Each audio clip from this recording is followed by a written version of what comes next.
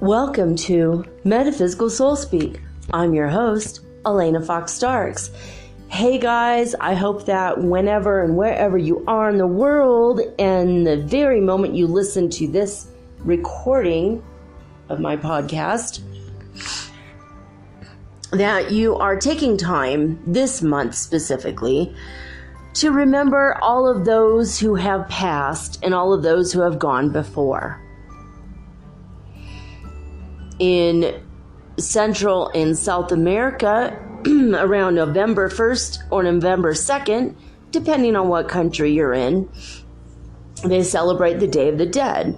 And in most of Europe and the United States, possibly New Zealand, Australia, I don't know if you guys celebrate it or not, they do celebrate Halloween. And I know in Asian countries, they have various traditions of celebrating the dead, and maybe we'll have to do an episode on that, because I have it on good authority, at least in Singapore.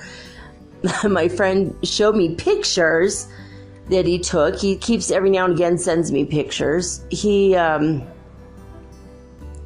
told me that there's these dolls that have the spirit of dead babies in them, and people buy them as good luck for their home or for protection, or they try to control magically the spirit of babies.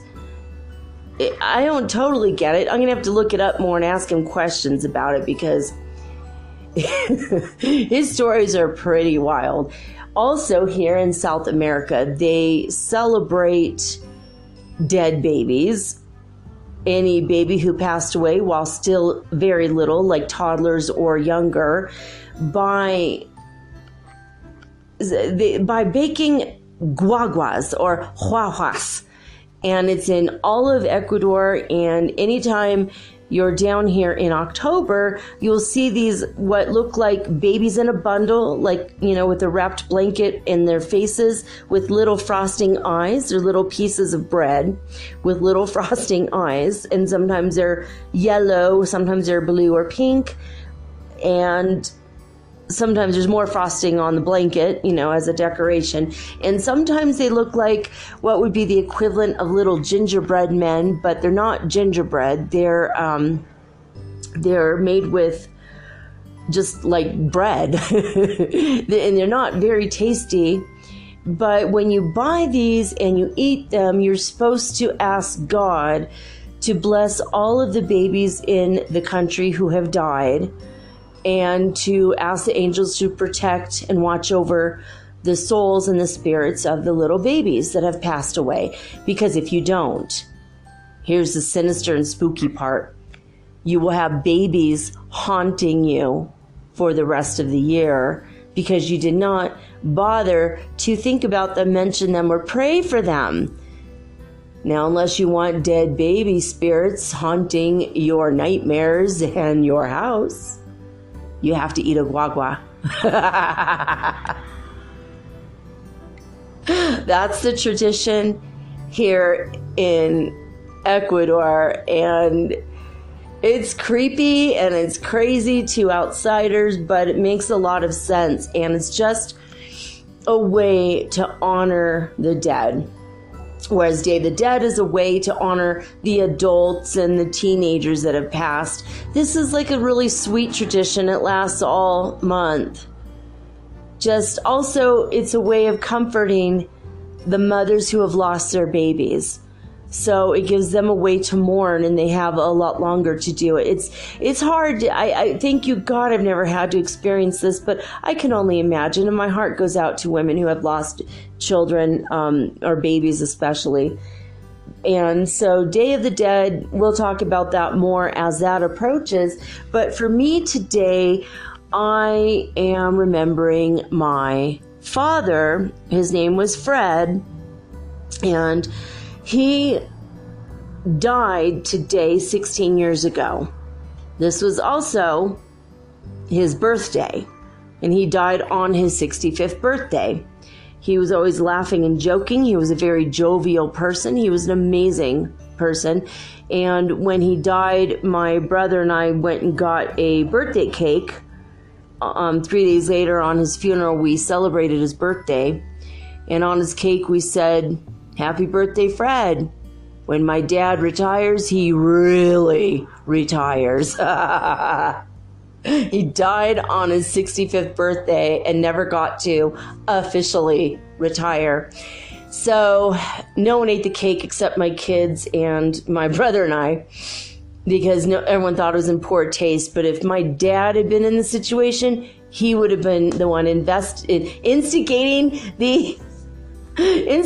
the cake eating part of the process, because my dad was a jokester. He was always laughing and joking, and we know wherever he was probably looking down on us and laughing and wishing he could have a piece of cake with us, because that's how my dad was. He was always making people laugh. He's trying to make people comfortable. When he walked into a room, he considered that everybody there was his potential friend. He did not think these are a bunch of strangers. He thought everyone in this place is my potential friend. And he'd go around shaking people's hands, telling people his name, and telling them, "Hey, I like that jacket," or "Hey, your hair is beautiful today," or, just to make people feel loved, comfortable, and just basically comfortable. And my dad would walk into any restaurant or any place of business and come out with people's phone numbers or their business cards, and he would make friends that way. And he networked all over the United States like this. And he was a salesperson in his early days, and in his later years, he was just a bus driver. He drove city buses when they were brand new. He'd take them from the factory and drive them to the city where that was going to be the new, metro bus there. And then he would fly back home. And so that's what he did. And he loved it. He listened to books on tape while he was driving down the road, and he got a lot of, quote unquote, reading done in this way. And he would listen to mostly novels, or novels that had that were serials that had 4 or 5 or 6 novels to a story, or sometimes he'd listen to nonfiction. But my dad was a very interesting person, and I just want to honor him today by talking a little bit about that. So when I was a little girl, one of our favorite shows, we had a few shows that we always watched together. We watched Black Sheep Squadron and MASH. So those were our war shows. And then we watched our sitcoms. We watched Chico and the Man. I wasn't all too crazy about it. And we watched Three's Company, which I absolutely loved. And to this day, it's one of my most favorite shows ever.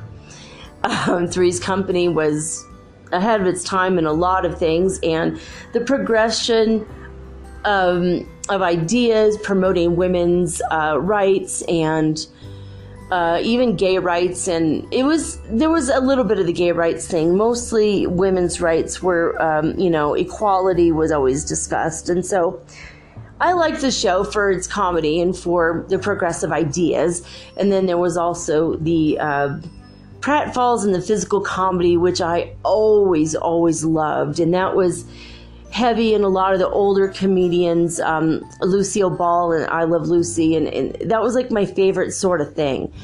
But one of my most favorite shows that my dad and I watched together, my stepmom didn't like it. She would leave the room and do whatever she was doing. So it was my time alone with my dad every week, was to watch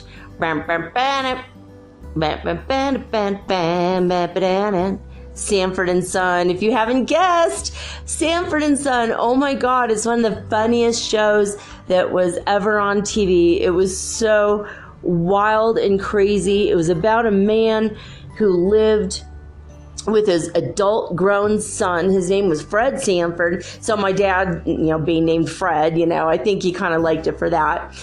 And he was played, Fred Sanford was played by Red Fox, who was a comedian with a filthy mouth. Oh my God. If you ever saw him live or on stage, oh my God, that guy was dirty. The way he talked, oh my God.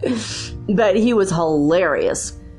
Really hilarious. And, raunchy, but I mean, he was like before Richard Pryor, and Richard Pryor and Eddie Murphy, they were known for being very raunchy on stage, but Red Fox like set the precedent for that, right? Way back in the day. And he was an amazing person, and he used to get his hair cut where my dad got his hair cut. And, my dad went to an old barber shop in LA, and that's where Fred Sanford would go. My dad said, I just loved it. My dad grew up in Watts, and, when he was really little. And so I think that might have been maybe nearby where he used to go get his hair and his face shaved and done the whole barber thing. But Red Fox used to go down there, and sometimes my dad would run into him, and they became acquaintances, I suppose. And so when the show came out, we were just like, oh my God, the show is so funny. And he's always kind of bullying his son, Lamont. And he was always saying, Lamont, you big dummy. And it's almost like that was his middle name. You big dummy was Lamont's middle name. And he was always using his middle name, right? And when Lamont would threaten to move out or go somewhere, even on a trip, or said something that his dad didn't like, his dad would do the guilt trip thing because he was a widow. And so he would clutch his chest and he would go, it's the big one. And then he'd put his hand up in the air and he'd start stumbling around like he's actually having a heart attack. And then he would look up to the ceiling. If his son wouldn't respond, he'd look up to the ceiling and he would say, it's okay, I'm coming, Elizabeth. And so that was in every episode. It was like his running gag. He would say, it's the big one, I'm coming, Elizabeth. And one day my dad looked at me during a commercial and he said, you know what? If ever in my life I'm going to be having a heart attack, if I'm having a heart attack and I'm going to die, and I'm pretty sure this is the end, that's how I'm going to break the news to you. I'm going to call you on the phone. You'll be an adult by then. And I'm going to say, it's the big one. And I looked at my dad and I said, well, if you do that, I'm going to say, I'm coming, Elizabeth. So 16 years and about 4 days ago, my dad called me from his deathbed and he said, it's the big one. And I said, I'm coming, Elizabeth. And I flew with my kids and my husband to Minnesota. And it was North Dakota, and then we were kind of in Minnesota, North Dakota. It's like on the border. And so we flew back there, and I went and I visited my dad and hung out with him for a couple hours and told him I'd see him the next day, and he died that night. So I kept my bargain and he kept his. And one of the things that he told me on his deathbed is that he just looked at me and said, I've been building that damn temple for 2 weeks now. Every time I fall asleep, I'm going and I'm building that damn temple, and I'm exhausted. So I think I'm going to go now because my temple has been built and I'm ready to go. And I said, well, Dad, I love you, and I'm going to miss you, but I'm not going to hold you back. I'll mourn for a couple days, but then I'm going to stop because I know that can hold a soul back. And I love you, and we're going to see each other again. But I want you to do me a favor. If you can, for a few days, let me know you're okay and haunt me a little bit. And then you can go. He said, you got a deal. I definitely want to contact you from beyond.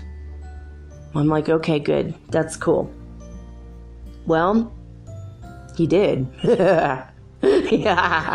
He did. I mean, even from that first phone call when they called the house, and they'd been listening for that call for weeks, and it never came. And when I got there the first night in my stepmom's house, that call came, and I answered the phone, and no one heard it. It rang like 3 or 4 times, and no one heard it. And I'm the one that got the call that he had passed. So even from the very beginning, from the very, very beginning of this, and he had his brothers and sisters flying in. They were coming in the next day. Everyone knew it was the end, and he didn't stick around for them. He stuck around for me. And after he saw me, that was what he had been waiting for. So I'm glad I went. I'm glad I went and saw him. And on his deathbed, he did call my mom, and he had seen my son for the first time. My mom hadn't seen my son yet. My son was almost 1. He was going to be 1 on the 18th of October. And so my dad always considered that my son was one of his birthday presents. And my birth mother, her birthday was March 12th, and my oldest was born March 9th. So she always considered that my oldest was one of her birthday presents. So there's a lot of weird parallels between my birth family and my adopted family. But my dad, on his deathbed, called my mother, my adopted mom, his first wife, and he said, well, I'm dying. I wanted to say goodbye. You were always my first love, and I'm always going to love you. Oh, and by the way, I'm holding your grandson, and I got to see him first. And then he said, raspberries. It was my dad on his deathbed making fun of my mom and teasing her. It made her laugh and cry all at the same time, because he was just famous for that. Making people laugh, making people cry, all at the same time. And so, and what was funny about that is when he first met my oldest, my firstborn, he drove a bus over to where we were, and on Easter, and he called me and goes, so I'm in Sacramento and I'm on my way. Can you tell me exactly how to get to your house? I'm like, oh my God, that's so cool. And my child had been born in March, and this was like, April. So, well, back when she was she was only like a month and a half old. She was very tiny. She'd been a preemie, and so she's very little back in the day. And now he's a grown man and tall. I mean, man, he's even growing taller with the hormones. So it's pretty awesome. But he calls my mom. I'm holding your granddaughter right now, and I got to see her first 2 times in a row. And my mom's like, he got me 2 times. I can't believe it. And I'm like, I was just waiting until it was safe to travel before I took her down to see my mom. We were in Northern California, north of Paradise, and she was down in Huntington Beach, and it was a pretty long drive, especially when you have to stop every hour or 2 to change the baby's diaper or feed the baby, right? So, I mean, it was like a 10 or 12-hour ordeal, especially when you get down towards LA. There's traffic, and so we're waiting for the time in which it'd be right to travel with the child. And here my dad sneaks up, the first time and only time he ever visited me in my home as an adult was just to say that to my mom. And to see his granddaughter, of course. So it was pretty cool. And I was going to tell you guys the circumstances that led, like all the hauntings my dad did. So all the weird things that happened. So we were going to pick his casket out, and they were all ugly and metal and weird colors. And I didn't like any of them. And there was a wooden casket made of cedar wood, which is his favorite wood. And on the inside, there was a scene that looked like the California forest. And I just looked at my brother, and my stepmom was all kinds of upset. And my brother was like, I don't know what to do. These are way too expensive. We're going to have to put on credit and pay for it later. And I'm like, all right, well, I say we get the cheap one. He's like, well, the family's going to make fun of us for getting the cheap one. I go, no, this is how it is. Dad loved cedar. He did hand split cedar shakes. When the state of California outlawed them, that's when he decided, let's move to Minnesota and make a new life for ourselves, because it's not outlawed in North Dakota or Minnesota, and we lived on the border. So my dad did hand split cedar shakes it's an old style of doing roofing. And so that's what he did. And he became very, very well known in that area. And he did all of the university fraternity and sorority houses at University of North Dakota. And to this day, those roofs are still intact and still good. And it's been already, like, in some cases, 15 to 20 years since he put the roof on. And he became famous for that. And when he died, he had standing room only 2 times in the nursing home. And at the gravesite, it was also like hundreds of people. And then we went to the church that refused to have my dad buried, like they refused the funeral in the church. My dad did the roof at cost. He paid his men out of his own pocket to put the roof hand split cedar shake on that church, and they refused because he was a Mason. We just don't believe in that. It's like, what the hell? It's like, that's totally overstepping, totally out of bounds. They refused because there might be Masonic symbols. Basically, the Masons paying their due respects with their aprons, and wearing their Masonic pins and their Masonic rings. That was it. Maybe there were some hats involved, or I don't know. But how ridiculous is that my dad did so much work for this church and they refused. Absolutely refused and stood by. I'm like, my dad was a part of your church for 20-something years and did all this work, did stuff for the church, volunteered his time, paid out of pocket, and this is how you're treating him? Huh. But then they said, well, you could have the luncheon after the graveside service. Oh, great, thanks. Throw a dog a bone when he deserved the whole steak. But anyway, I digress. But so again, and then more people showed up. There were so many flowers. They were ridiculously, there were so many, you could barely walk in the funeral home. I mean, hundreds of flowers from people who couldn't make it because they were busy at that time. But people drove they flew from all over the country to pay respects. And I mean, standing room only, 2 days in a row. He had 4 ceremonies, basically 3 ceremonies plus the luncheon to honor him. And there were new people every time, and it was always standing room only. He was such a popular person because of his personality. And I'm the opposite. I'm he was a full extrovert. I was completely an introvert. I mean, just completely I was just I don't even know. We're not related. He was my adopted dad, but he was a good man. And I was waiting for him to haunt me, right? I'm waiting for something's going to happen. He promised me on his deathbed, I know if he can do something, he's going to do something. So there was, the first thing was a cedar coffin we put him in. And there was a picture of his favorite, literally, it looked like California with pine trees and a lake and an eagle flying. An eagle was his symbol. That was his favorite bird. And we put that, and I got to write my dad's funeral, and I talked about how working with the wood cedar always made him feel calm and happy. It gave him a sense of that it was just kind of a spiritual thing for him. And that's why we picked the cedar coffin, because it was more my dad's style, and the craftsmanship in the cedar casket was gorgeous. And it was something my dad would have loved and he would have appreciated. And all of his brothers and sisters were kind of snickering at first. Oh, I could see they got the cheapest coffin, blah, blah, blah. But when I explained that he did hand split cedar shakes and was famous in the area for his craftsmanship and his woodworking, and that was his favorite wood, and that's why we chose it, there was not a dry eye in the frickin' house. And his own brothers and sisters were crying, and they looked at me and they said, we know that you wrote the funeral, and we know that we just realized that we didn't really know our brother at all.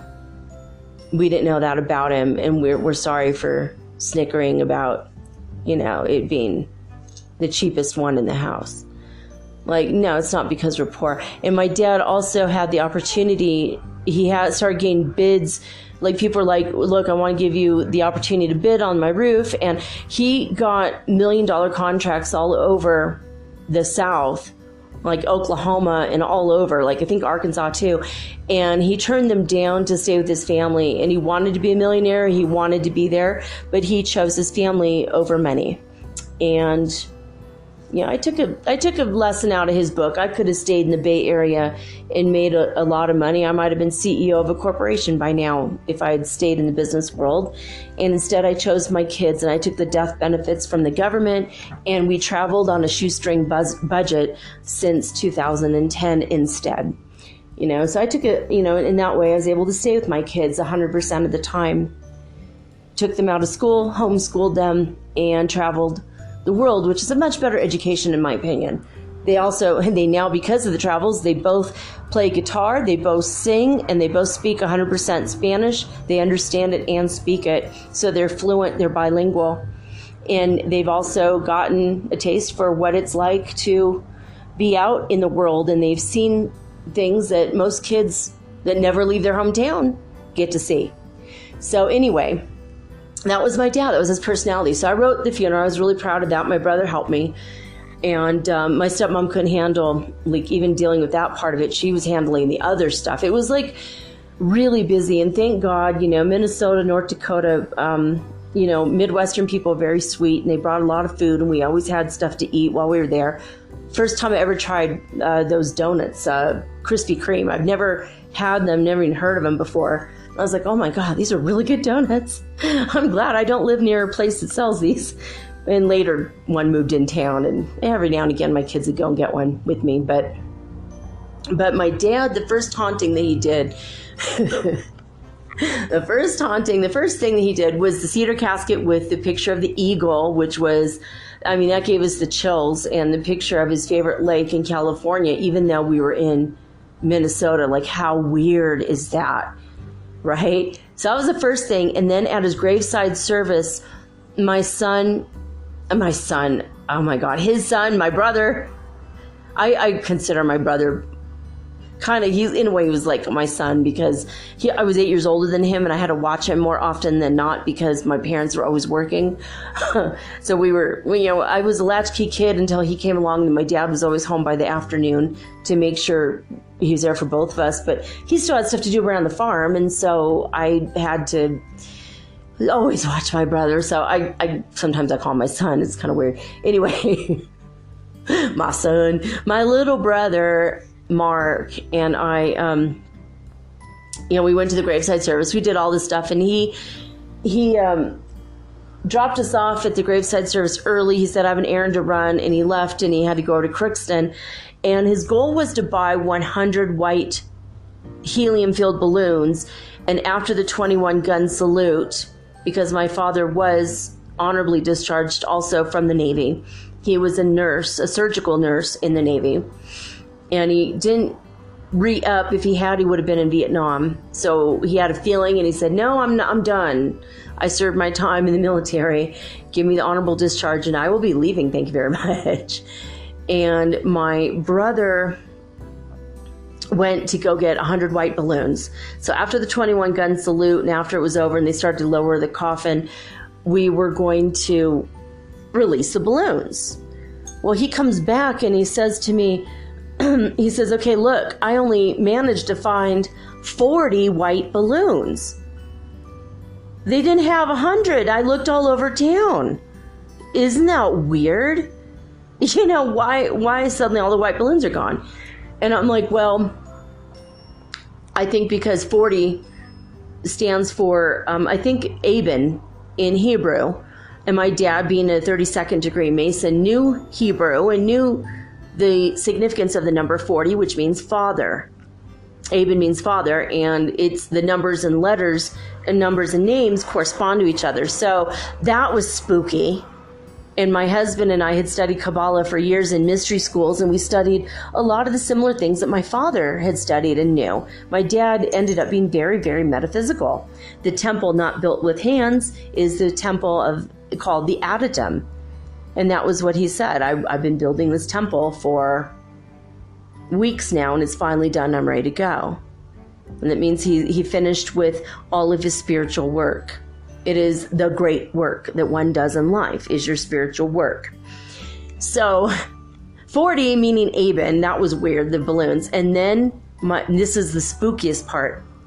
So the other things could have been tossed off as, oh, it's a coincidence. The eagle, the this, the that, the cedar casket, whatever. I mean, it could have been a pine casket. It could have been a walnut or an oak casket, but no, cedar, you know? So that was weird. And then anyway, so my brother, we said a few words. We told Dad we loved him. We wrote notes and tied it to the balloons. And we sent it off into the sky. And it formed the shape of an eagle. And we got pictures of it. My brother got pictures of it. I got pictures of it. And I lost the pictures in storage, so I don't have them now. I wish I did. But the balloons shaped like an eagle. My brother's like, oh my God, did you see that? They were going up in a certain way, and then all of a sudden they rearranged. We watched before our very eyes, the balloons rearranged themselves, and they were in the shape of an eagle, exactly like the eagle that was inside his casket. That was number one. Number two is we got back, and that day,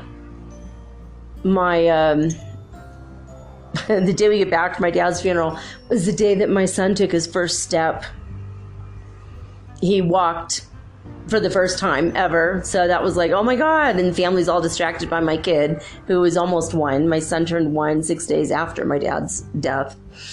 And so that was like one thing. And then my oldest was like, I can't find my shoe. Well, and we're like, you have to get your sandals on, honey. We're going to go to eat now. She's like, I can't find my shoe. We looked all over the house. We couldn't find it. I'm like, well, I'll be damned. Where's your shoe? That's so bizarre. I'm like, well, it's got to be in our stuff somewhere. And my stepmom, when we left, we had to take the plane back. We left like the day after the funeral. We went back to California. And my stepmom said, I hired someone, a maid, to come and clean the house and help me, and we tossed this whole place. There was nothing, absolutely nothing. There was nothing. Like, she couldn't find the shoe. And she's like, did you find it? And we're like, no, we went through everything we had. We went through all of our bags like 3 times. We unpacked, and all we have is the one sandal. And these were the sandals that they were Finding Nemo sandals. They were adorable. They had like little fish on them. And when she would walk, they would light up in the back with the little red lights. So when she'd like to dance and twirl around, it was like super fun. Well, we couldn't find the shoe for nothing. And we're like, that's weird. And I guess I kept one of the shoes maybe in my room, or maybe I put it back in her room, but it wasn't put away neatly. We didn't have the other one. We just we don't even know what we did with the shoe. It wasn't a big deal. And a couple days go by again, and it was still like this mystery. Where the hell did the shoe go? That's so bizarre. Well, my child opened the closet and said, Mommy, Grandpa was here. I'm like, what? Grandpa brought my shoes back. I'm like, what do you mean Grandpa brought your shoes back? And she's like, come and look in my closet. And I went, and there they were, put away, tucked neatly inside the closet, were both sandals. The one that had been missing did not have the light working anymore. That was another thing. Oh, and in the airport, that was another thing. On the way back in the Minneapolis airport, we had to go from Grand Forks to Minneapolis, and we had a big layover. And there's like inside the Minneapolis airport, there's like a play center for toddlers. And so it was perfect for us. And so they're swinging and going down the slide and having fun. And my son, my youngest, went down the slide, and at the very base, well, okay, he went down the slide a bunch of times. Then we went, the airport was empty, hardly anyone there. We went, in fact, no one. It was like a ghost town. And we went and we ate dinner. And when we're done eating dinner, we said, well, we have about an hour, so we'll go for 30 more minutes back to the playground. We'd promised the kids. So inside the airport, we're back to the playground. This time, my youngest went down the slide, and at the base of the slide, sitting on the very edge, was a Beanie Baby. And the day that we flew back was my son's birthday. The day he turned 1 year old, we were on the planes. That's how we celebrated his birthday. We had to go home, and we didn't celebrate until the next day because we couldn't, because of the time with the planes. We'd already had the tickets. My dad paid for them before he died. And so my dad knew our schedule and everything. So here is this Beanie Baby, and it is the color of the Minnesota Vikings, my dad's favorite football team. But what was really weird is on the back of the bear was stitched in the North Star hockey team insignia, which made no sense.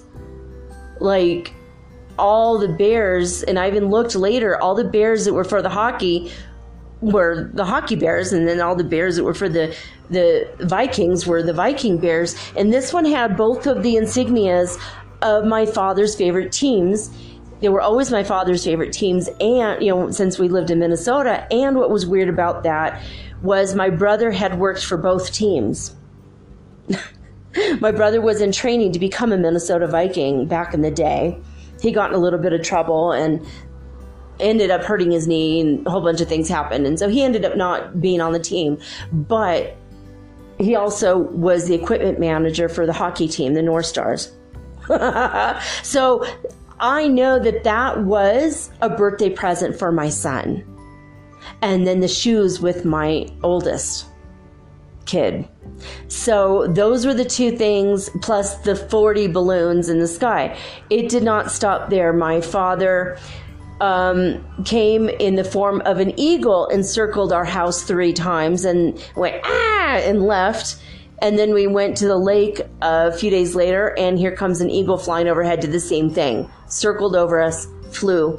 And when my husband had been with my kids at the lake, the day the eagle came over the house, the eagle had come over them as well.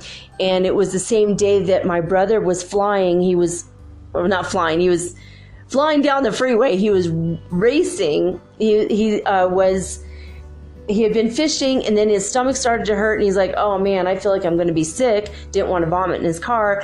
And so he's racing, flying down the highway, and guess who was flying next to him? An eagle flew with him for several miles at window level, staring at him. Like, the eagle would look ahead and then look at him and then look ahead and then look at him. And he made eye contact with this eagle, and he goes, does this sound weird? Because that was Dad. I know it was Dad. I know his spirit took place as a form of an eagle, or inhabited a body of an eagle, and flew with me while I was having intestinal distress. And I felt like I was going to throw up or whatever. And he's like, I was sick, and Dad was there watching over me. Doesn't end there. I started having dreams within the following year of my dad, and he and I were walking through the airports together, and we would sit, and he'd say, I've always loved airports. That's why I wanted to meet you here. And one time he said, can you please tell your brother and stepmother I'm okay? And please tell them to answer the phone. I've been trying to call them. And I'm like, what? He's like, yeah, they answer the phone, but they don't know it's me. Tell them it's me. I've been, doing all these things to get their attention. So I called them the next day, and I said, when I woke up, and I said, so it's been Dad ringing the phone when you're at work, to my stepmom and to my brother also. And they were like, that is really spooky, because we thought it might be him. It's weird he came to you in a dream and told you. So my dad haunted us for a long time. And a couple years later, I went and I got a job, or I got into a business, travel. I was a travel agent for a while, and I started making really good money, and I started making passive income. And I was making a couple $1,000s a month in passive income that just came every month, no matter what I did. I kept working the business, but then I got jobs, and I was doing stuff, and I was really hustling, and I was making a lot of money for a while. And I didn't need to, because I didn't really need to work. We had I paid for groceries just because. But I wanted to pay for my own stuff. I told my husband I want to be independent in the way that I could pay for my own like cell phone and buy a car for myself and, and take some pressure off the family. So I did that. And when I went to, when I opened my first bank account, I went to deposit money for the first time. The whole bank suddenly smelled like cherry pipe tobacco. I was the one that gave my dad cherry pipe tobacco at Christmas time, and it was his favorite tobacco. And he smoked it from that point forward. Every time he smoked a pipe, it was always cherry pipe tobacco. He never did regular tobacco after that, ever. He would either do apple or cherry, but cherry was his favorite because I picked it out for him and it had a good flavor to it and he loved it. And the whole bank smelled like cherry pipe tobacco. And every time I would make a move or I get an award on stage, all of a sudden surrounded by cherry pipe tobacco. That was my dad. I knew he was with me. So anyway, this is a day that he died. This was his birthday. So wherever you are, Dad, I love you. Happy birthday. Happy feast day. They call it that. Death day, whatever. So I wanted to share these beautiful memories I have of my dad with you guys. And I've said bits and pieces and snippets of it, but I felt like today the whole story should come out around his death and his haunting and all that. His haunting us. And he did go on and he's in heaven. And I've gone up to visit him, and where the picture of the lake with the trees, that's exactly where he's living. In heaven, he lives in a place that's like that, with the trees and the forest. He's with my grandma and my grandpa Fox, and they're fishing. The boys go off fishing every day, and that's how my dad wanted to spend eternity, was in the equivalent of a California forest with the lake and a river. And that was what the picture was that was on the inside of his coffin. And so a couple years later, when I went to visit him in heaven, that's where he was. My grandma just sits outside and watches the beauty while my grandpa and my dad go off fishing, because that was one of their most favorite, most celebrated and joyous times in their life. And that's how they live in eternity in heaven. So I thought that was pretty cool. So anyway, Schumann Resonance news today. We're still at 98, by the way, on the Ascension Symptom Scale. There's been a lot of weirdness, forgetfulness, a lot of strange sort of, energy, where you just don't know why you walked into a room type of energy. A little bit of pain, back pain, neck pain, still with the tinnitus coming and going. Just for a few seconds and then it's gone and then it comes back. But it's not as much as it was, but it's still there a little bit. There's still some symptoms going on. So we're at 98 on that. Schumann Resonance news for Italy. It's unavailable right now, so we'll get back to that one again tomorrow. In California, they started off at 70 on the Schumann Resonance scale, went to 71 4 hours later, 81 in Hafuf, Saudi Arabia at midnight, and they went to 77 4 hours later. 127 hertz frequency in Lithuania at midnight, and they went to 124 4 hours later at 4 a.m. And at midnight in Alberta, Canada, they were 146 hertz frequency, and they went down to 134 by 4 a.m. Now, 87 was the hertz frequency in Northland, New Zealand, and they went down to 73. And the one that's been really huge and high went down to 144 hertz frequency in Hulului, South Africa. And by 4 a.m., they were at 129. So a lot more normal values, but that huge 600 something yesterday, 629, that was amazing, right? Lesson 123 in A Course in Miracles is, I thank my Father for his gifts to me. So appropriate for what I just told you, right? I thank my Father for his gifts to me. Today, let us be thankful we've come together. Oh my God, this was yesterday. See, that's so weird. Wait, I just read this yesterday. I put it ahead and it went back. See, that my father might have been doing that. My actual father. All right, so I'm sorry. Blurp. A little blurp. See, I told you the mental thing. All right, lesson 124, sorry. Lesson 124 is where we are. Let me remember I am one with God. Let me remember I am one with God. Today we'll again give thanks for our identity in God. Our home is safe, protection guaranteed in all we do, power and strength available to us in all our undertakings. We can fail in nothing. Everything we touch takes on a shining light that blesses and that heals. At one with God, with the universe, we go on our way rejoicing with the thought that God himself goes everywhere with us. Let me remember I am one with God. And I looked at the recording and we were at 44 minutes and 44 seconds right when I said that, and looked at the clock. So 4444. Pretty cool. All right. So Ecuador news, riots day 10. Real quick, I wanted to get through that.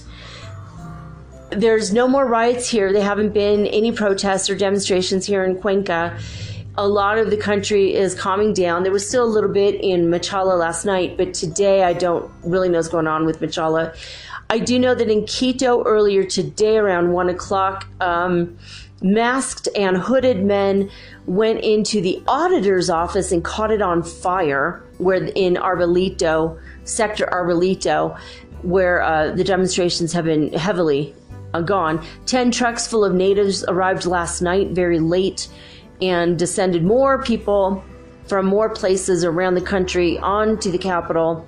And then these men caught the auditor's office on fire. But get this. Today, Maduro, the president of Venezuela, remember we were talking about IMF and Venezuelanos and maybe possibly Cubanos, maybe possibly other people from communist countries. There's been a little bit of maybe possible, we don't even know, Russia, China, I don't know, right? Russia's not communist anymore, but Ukraine, there might be some weird dealings. We just don't know who these infiltrators are, but we know that multinational infiltrators have been a part of the protests, and they have been very violent. And the Molotov cocktail throwing people were not native, they were infiltrators. And we do know that even though some of the natives got a little bit violent, not anywhere near like setting offices on fire like what happened today. Well, the natives started throwing out all the infiltrators. They started questioning everybody in the crowd, and they were picking people up and passing them along and throwing them to the outside and said, get the hell out of our protest. This has nothing to do with you. You're not even Ecuadorian, right? So the infiltrators that were more violent and crazy and trying to get that mob mentality up, they were all ousted out. Now check out what's in the auditor's office. All of the original paperwork, evidence of all the corruption in Ecuador. And they happen to set that on fire today? Makes you go, right? Arsenio Hall started that one. Things that make you go, Well, yeah, that was weird. And then gets weirder when Maduro had a room full of people that were being like yes men and shouting and like on his side. I think they were paid, or maybe their families, who knows, maybe the families were kidnapped or threatened and they had to pretend that they liked him in this small room of students, young people. And he said, like, people in their 20s, university like age students, and he said that I am Super Maduro, and he put a picture of a mustache on Superman, said this is me, and he started moving his mustache around. He says, I move my super mustache around, mi super bigote, my super mustache around, and boop, a whole government falls, ha ha ha ha. And he was talking about Ecuador, and then he continued to criticize the president of Ecuador with his monetary fund, IMF dealings. So that's a little weird. I move my super mustache and a whole government falls. Wait a minute. Remember what we said about Venezuelanos being a part of this. I don't know what that means. He didn't explain himself, but funny he would say that right after the auditor, the controller, the office was on fire and all the evidence of all the corruption.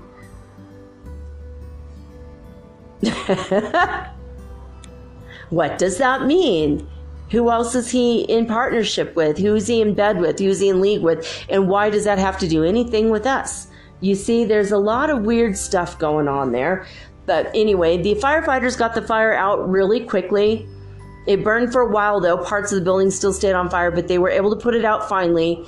And around 3:30 this afternoon, the indigenous leaders said, we don't want any more violence. We don't want any more bloodshed. 4 people have died. 2 people, I believe, were reported from the president's office had died. And so 4 people and 1 indigenous leader, so 5 people in total died from the whole thing. Of course, 1 person out here outside of Cuenca. So, and I don't know where the other person died, but also in addition, the 3 police officers, which they weren't really counting. And because they didn't die in the protest, technically. And so there you go. I mean, it's coming to a head. It's coming to a conclusion, actually, today, because they said, finally, we are willing to sit down and negotiate. The leaders of the indigenous people had not been willing to negotiate until today. So it looks like this whole thing will be behind us and the indigenous people will not suffer the monetary losses. But speaking of monetary losses, they're saying now that billions of dollars in business revenue have been lost, and $40 million will be lost this tourist season because no one wants to come to Ecuador after what just happened. All the hotels are down to less than 10% occupancy rates. Not a good time to buy a hotel down here, but maybe it is because it'll probably be cheap now. Because people think, oh, well, no one wants to travel here. And then next year, tourism will be back up, probably, most likely.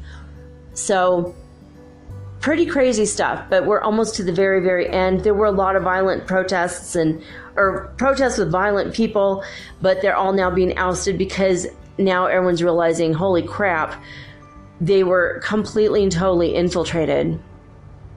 I mean, there were some talks of speculation, like maybe it was the Latin kings doing some of the violence protesting.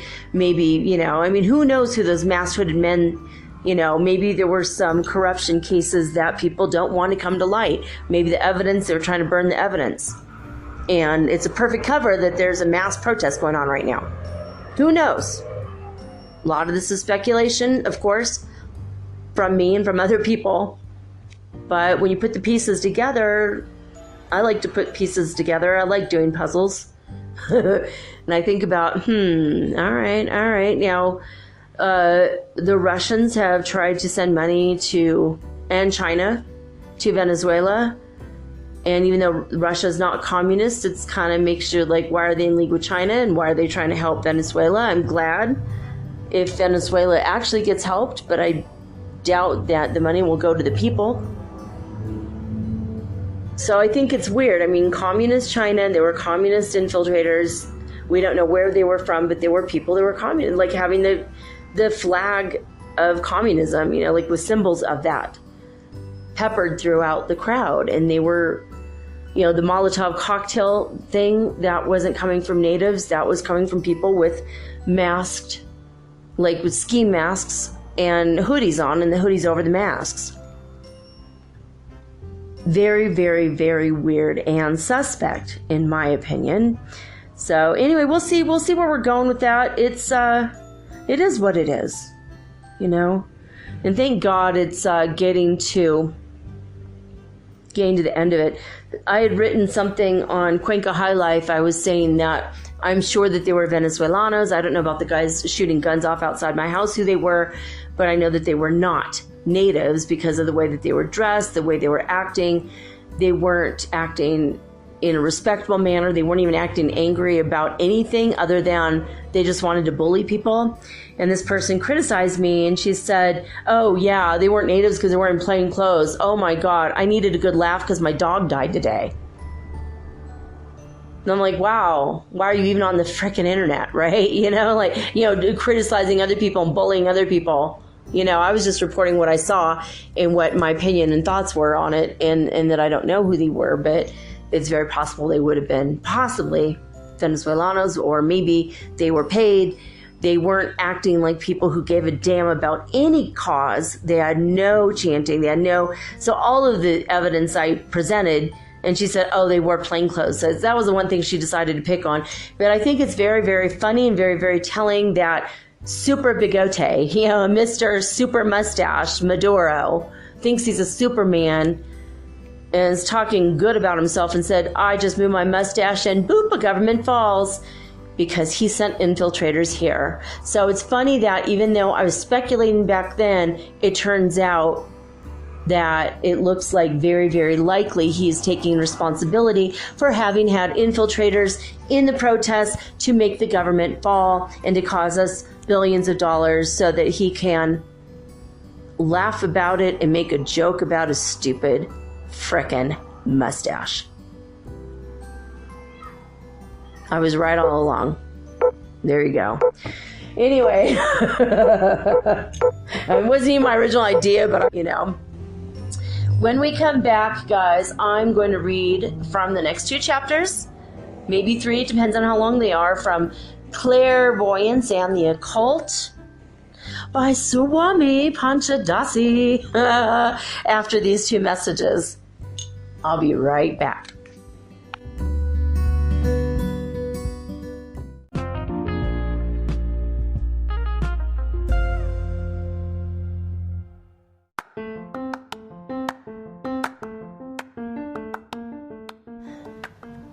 If you haven't heard about Anchor, it's high time you did.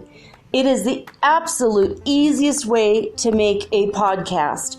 First of all, it's absolutely free.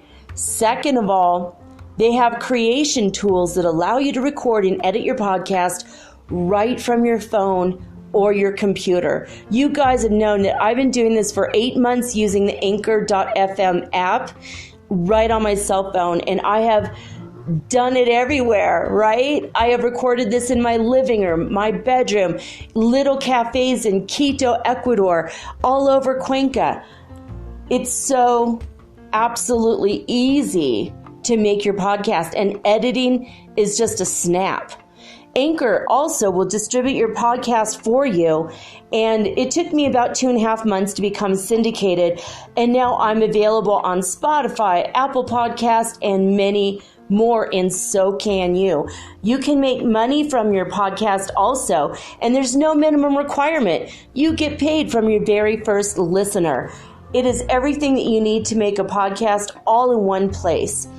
So please, if you are interested in making a podcast of your very own, do not hesitate to start with Anchor. Download the free Anchor app or go to anchor.fm to get started today.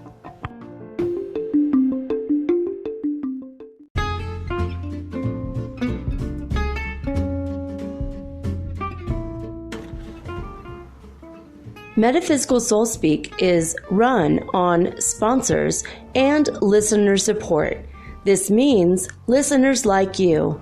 If you are so inclined to support my efforts and my little podcast, please visit me at anchor.fm/metaphysical and pledge an amount of your choosing today. Thank you.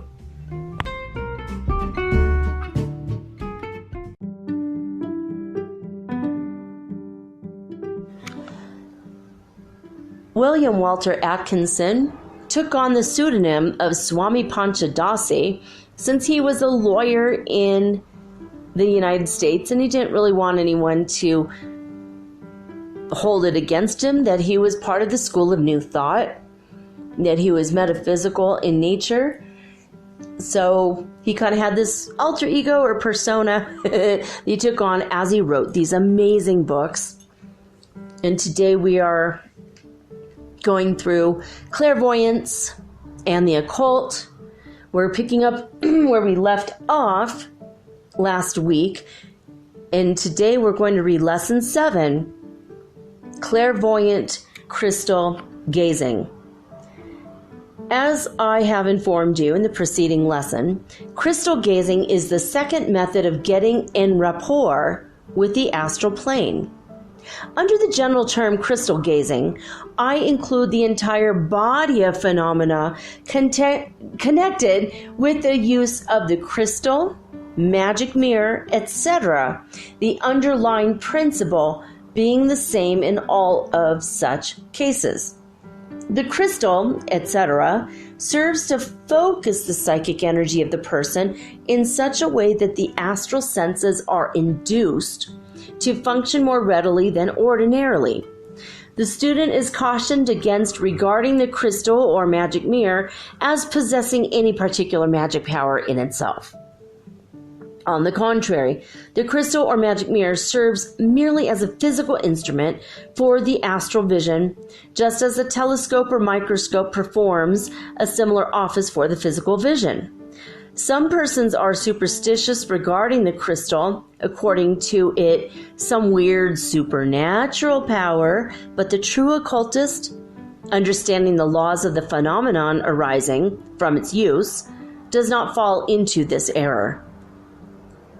But notwithstanding what I've just said, I would be neglecting my full duty in the matter if I failed to call your attention to the fact that the continued use of a particular crystal often has the effect of polarizing its molecules so as to render it a far more efficient instrument as time passes by. The longer the crystal is used by one person, the better it does seem to serve the uses of that person. I agree with many users of the crystal in their belief that each person should keep his crystal for his own personal use and not allowed to be used indiscriminately by strangers or persons not in sympathy with occult thought. The crystal tends to become polarized according to the requirements of the person habitually using it, and it is foolish to allow this to be interfered with. The use of crystals and other bright shining objects has been common to psychic investigators of all times and in practically all lands. In the earlier days of the human race, pieces of clear quartz or shining pebbles were generally employed. Sometimes pieces of polished metal were so used. In fact, nearly every object capable of being polished has been employed in this way at some time by some person. In our own day, the same condition exists. In Australia, the native soothsayers and magicians employ water and other shining objects, and in cases even bright flame, sparks, or glowing embers.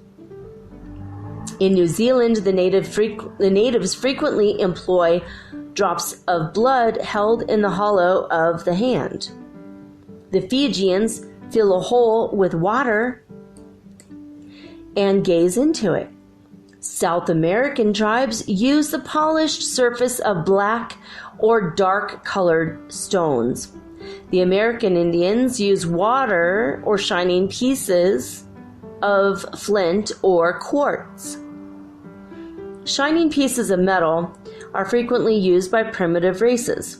Lang, writing on the subject, has said, "They stare into a crystal ball, a mirror, a cup, a blot of ink, Egypt and India, a drop of blood, the Maoris of New Zealand, a bowl of water, American Indians, a pond, Romans and Africans, water in a glass bowl in Fez, or almost any polished surface, etc."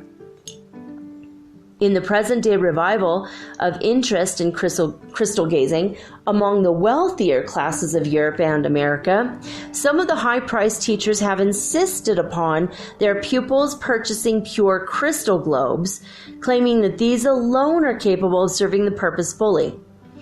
But as such crystals are very expensive, this advice has prevented many from experimenting.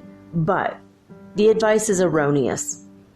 For any globe of clear quartz or even molded glass will serve the purpose equally well.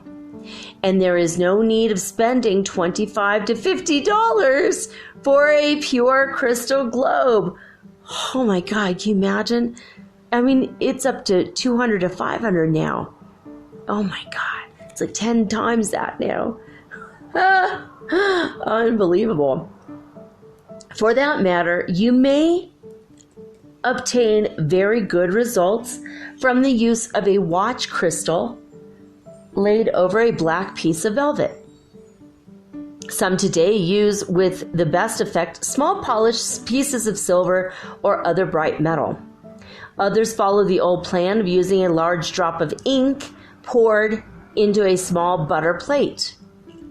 Some have small cups painted black on the inside into which they pour water and obtain excellent results therefrom.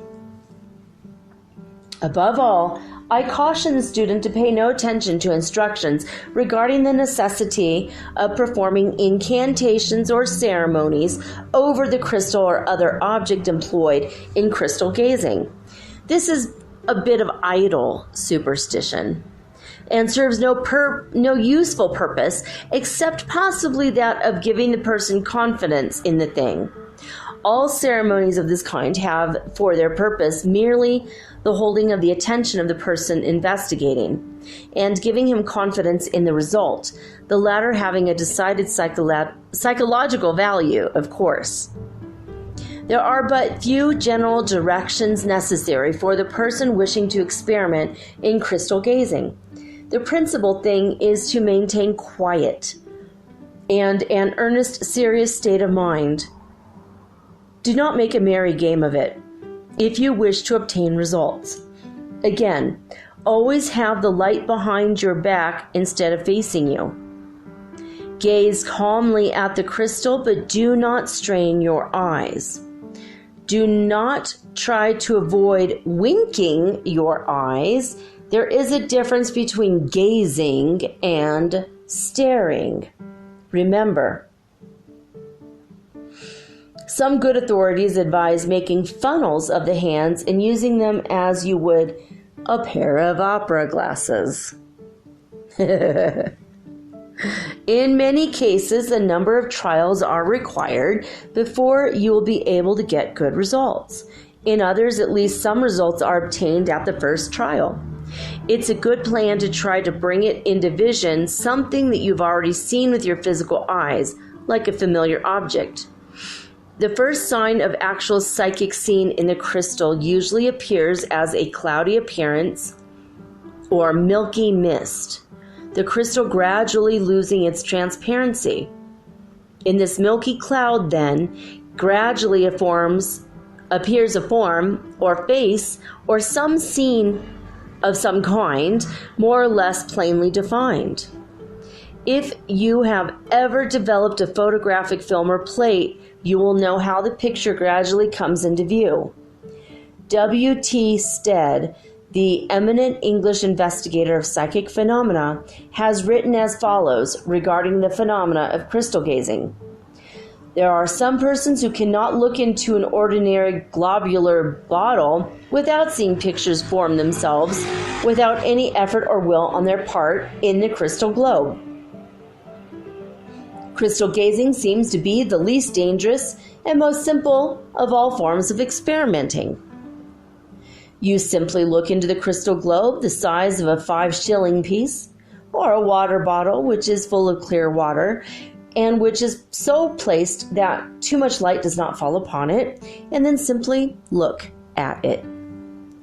You make no incantations and engage in no mumbo-jumbo business. You simply look at it for 2 or 3 minutes, taking care not to tire yourself, winking as much as you please, but fixing your thought upon whatever you wish to see. Then, if you have the faculty, the glass will cloud over with a milky mist, and in the center the image is gradually precipitated, in just the same way as a photograph forms on the sensitive plate."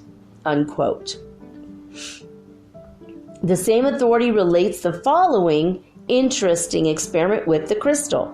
Quote, "Miss X upon looking into the crystal on 2 occasions as a test to see if she could see me when she was several miles off, saw not me but a different friend of mine on each occasion. She had never seen either my friends before, but immediately identified them both on seeing them afterwards at my office. On one of the evenings on which we experimented in the vain attempts to photograph a double, I dined with Madame C. and her friend at a neighboring restaurant. As she glanced at the water bottle, Madame C. saw a picture beginning to form, and, looking at it from curiosity, described with considerable detail an elderly gentleman whom she had never seen before, whom I did not in the least recognize from her description at the moment. 3 hours afterwards, when the séance was over, Madame C. entered the room and recognized Mr. Elliot of Messrs. Elliot and Fry as the gentleman whom she had seen and described in the water bottle at the restaurant. On another occasion, the picture was less agreeable. It was an old man lying dead in bed with someone weeping at his feet, but who it was or what it related to, no one knew, unquote. Andrew Lang, another prominent investigator of psychic phenomena, gives the following interesting experiment in crystal gazing. Quote, I had given a glass ball to a young lady, Miss Bailey, who had scarcely any success with it. She sent it to Miss Leslie, who saw a large, square, old-fashioned red sofa covered with muslin, which she afterwards found in the next country house she visited. Miss Bailey's brother, a young athlete, laughed at these experiments, took the ball into his study, and came back looking gay-gash. He admitted that he had seen a vision, somebody he knew, under a lamp.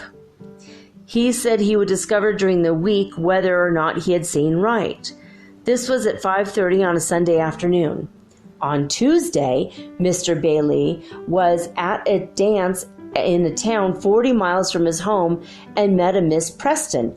On Sunday, he said, about 5:30, you were sitting under a standard lamp in a dress I never saw you wear, a blue blouse with lace over the shoulders, pouring out tea for a man in blue serge whose back was towards me, so that I only saw the tip of his mustache.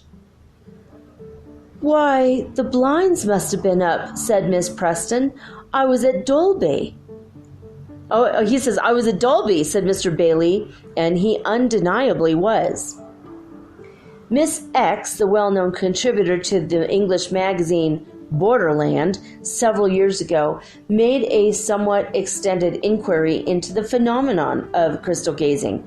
From her experiments, she made the following classification of the phenomena of crystal vision, which I herewith reproduce for your benefit. Her classification is as follows. Number 1, images of something unconsciously observed, new reproductions, voluntary or spontaneous, and bringing no fresh knowledge to the mind. Number 2, images of ideas unconsciously acquired from others, some memory or imaginative effect which does not come from the gazer's ordinary self, revivals of memory, illustrations of thought. Number 3, images, clairvoyant or prophetic, pictures giving information as to something past, present, or future, which the gazer has no other chance of knowing.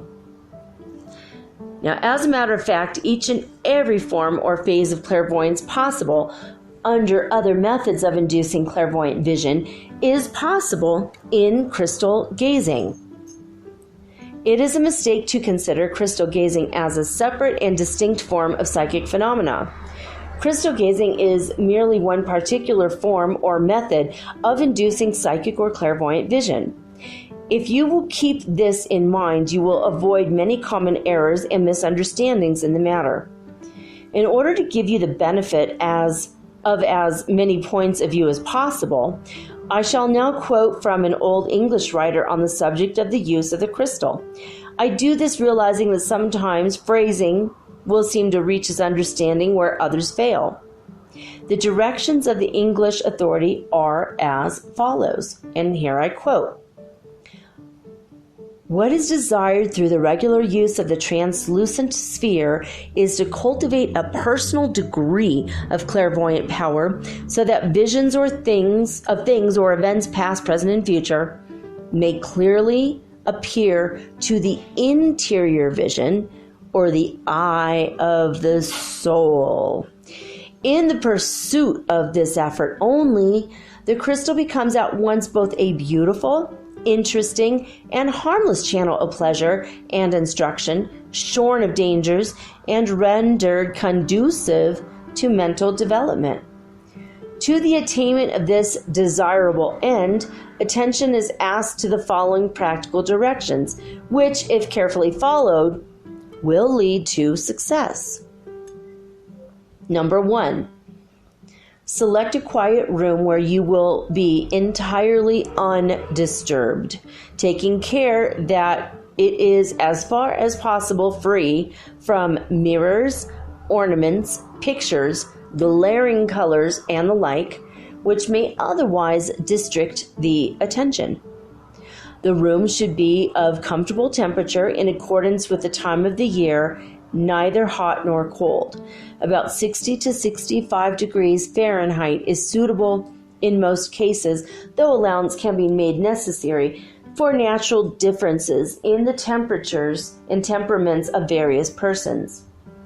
Thus, thin, nervous, delicately organized individuals and those of lymphatic and soft, easygoing, passive types require a slightly warmer apartment than the more positive class who are known by their dark eyes, hair, and complexion, combined with prominent joints. What the hell? Okay. Should a fire or any form of artificial light be necessary, it should be well screened off so as to prevent the light rays from being reflected in or in any manner directly reaching the crystal. The room should not be dark, but rather shadowed or charged with a dull light, somewhat such as prevails on a cloudy or wet day. 2. Wait, wasn't that 2? Okay. 2. The crystal should be placed on its stand on a table, or it may rest on a black velvet cushion, but in either case it should be partially surrounded by black silk or similar wrap or screen, so adjusted as to cut off any undesirable reflection. Before beginning to experiment, remember that most frequently nothing will be seen on the first occasion, and possibly not for several sittings, though some sitters, if strongly gifted with psychic powers in a state of unconscious and sometimes conscious degree of unfoldment, may be fortunate enough to obtain good results at the very first trial. If therefore nothing is perceived during the first few attempts, do not despair or become impatient, or imagine that you will never see anything. There is a royal road to crystal vision, but it is open only to the combined password of calmness, patience, and perseverance. If at the first attempt to ride a bicycle, failure ensues, the only way to learn is to pay attention to the necessary rules and to persevere daily until the ability to ride comes naturally. Thus it is with the would-be seer. Persevere in accordance with these simple directions, and success will sooner or later crown your efforts.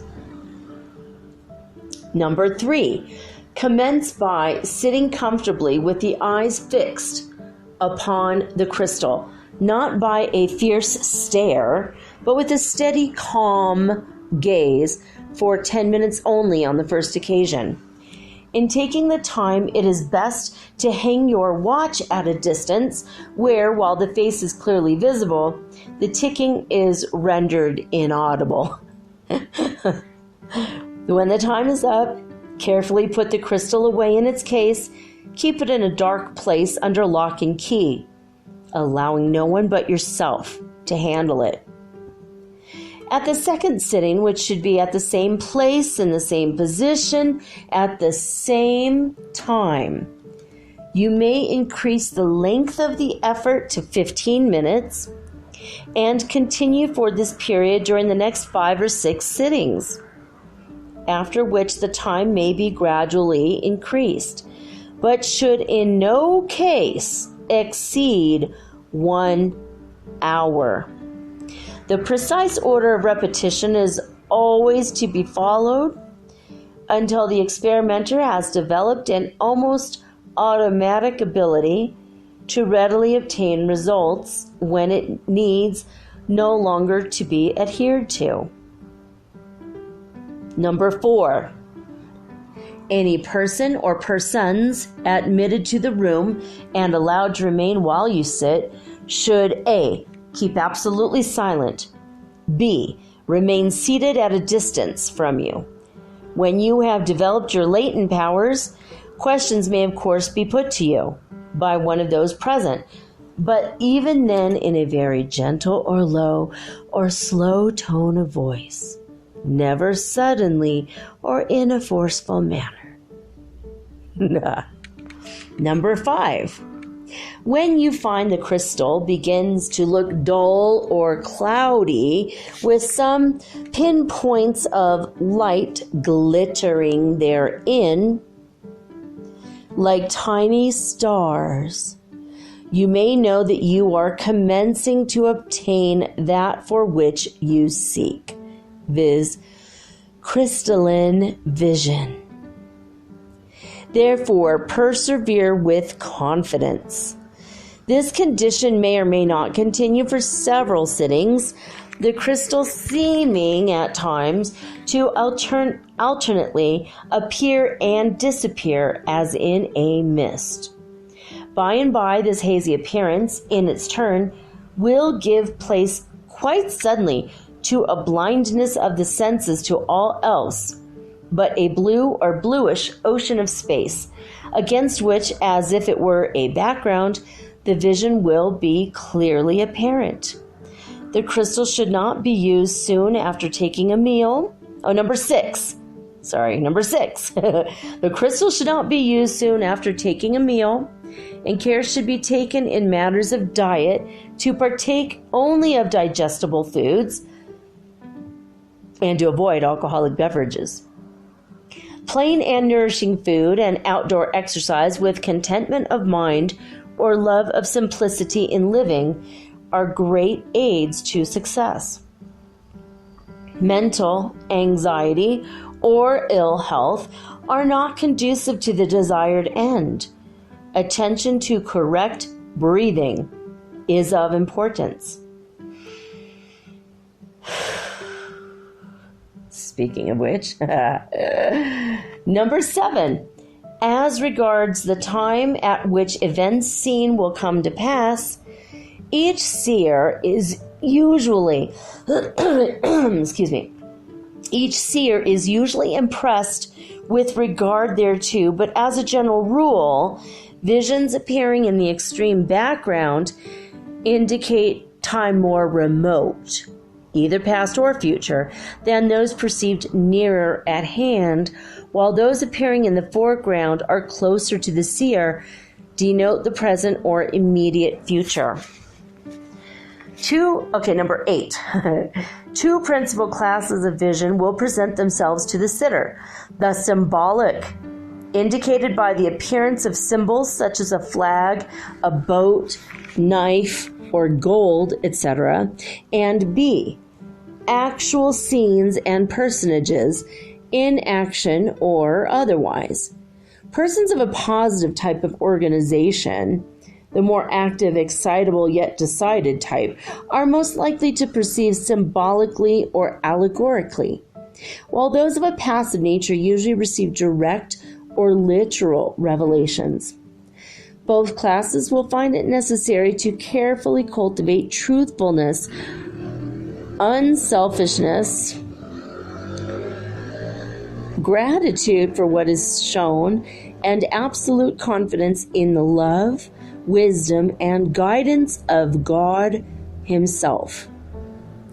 As the student proceeds with the study of these lessons, he will become acquainted with various details and methods concerned with the various phases of clairvoyance, which knowledge he may then combine with the above, the whole aiding him in the successful manifestation of the psychic phenomena of crystal gazing, which, as I have said, is merely one phase of clairvoyance and under the same general laws and rules of manifestation.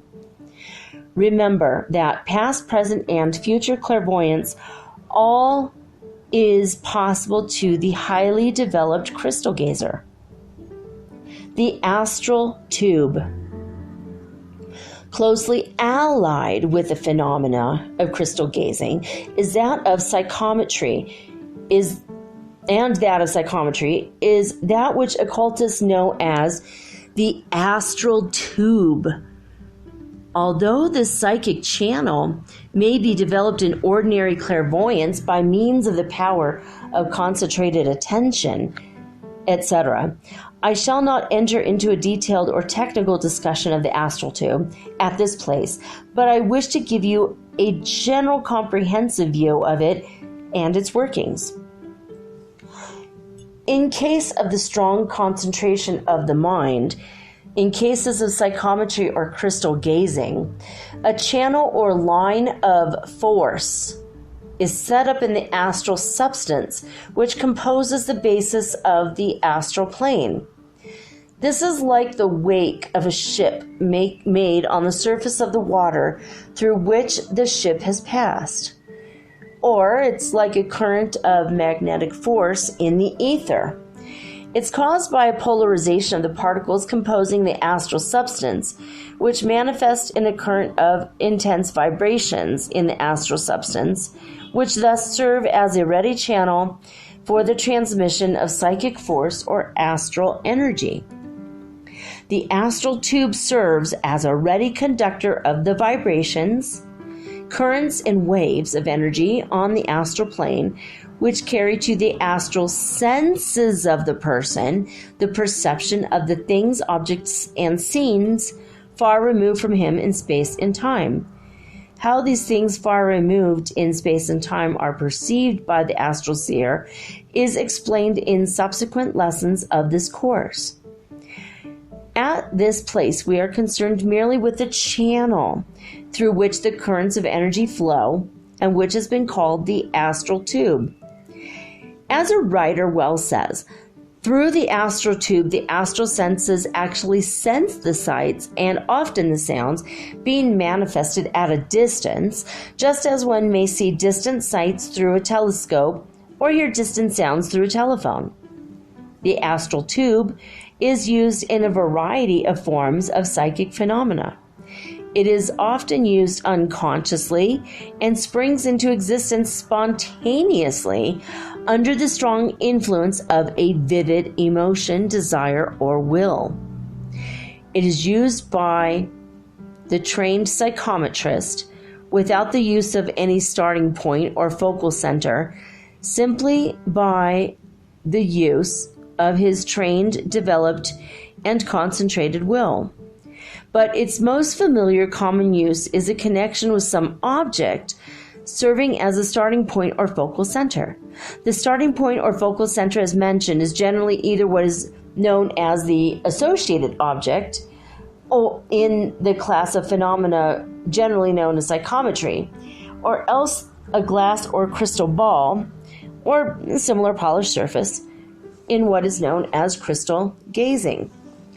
Another authority tells his readers that astral sight, when it is cramped by being directed along what is practically a tube, is limited very much as physical sight would be under similar circumstances, though if possessed in perfection, it will continue to show, even at a distance, the auras and therefore all the emotions and most of the thoughts of the people under observation.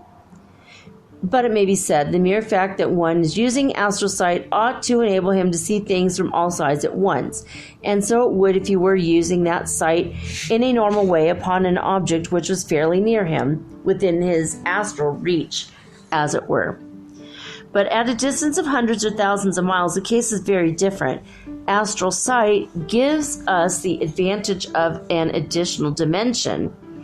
But there is still such a thing as position in that dimension, and it is naturally a potent factor in limiting the use of the powers on that plane.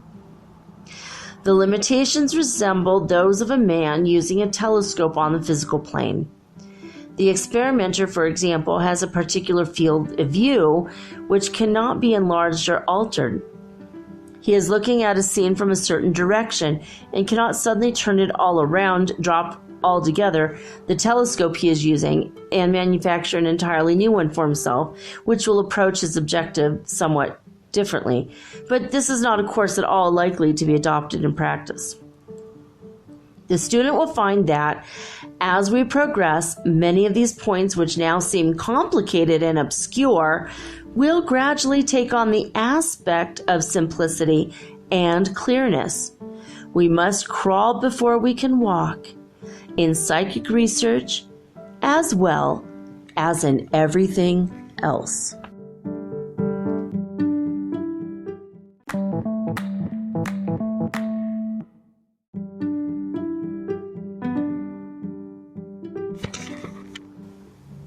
Lesson 8. Clairvoyant Reverie.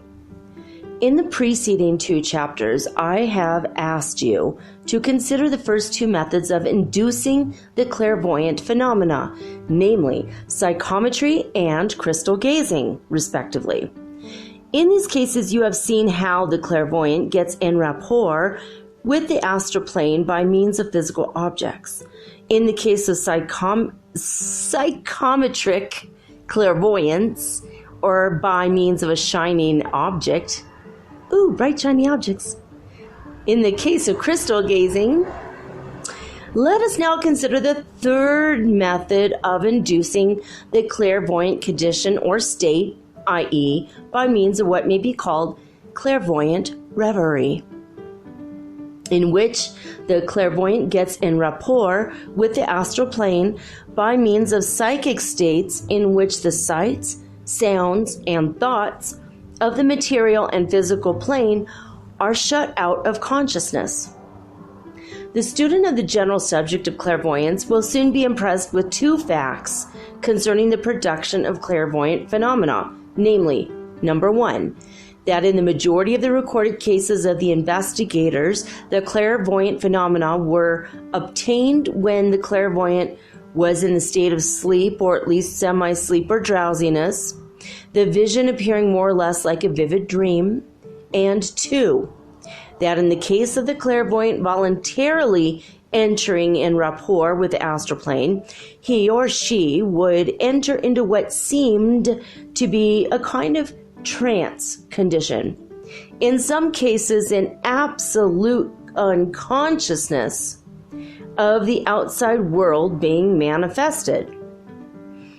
The student noting these facts is apt to arrive at the conclusion that all clairvoyance is accompanied by the condition of sleep or trance, and that no clairvoyant phenomena are possible unless the psychic condition is first obtained.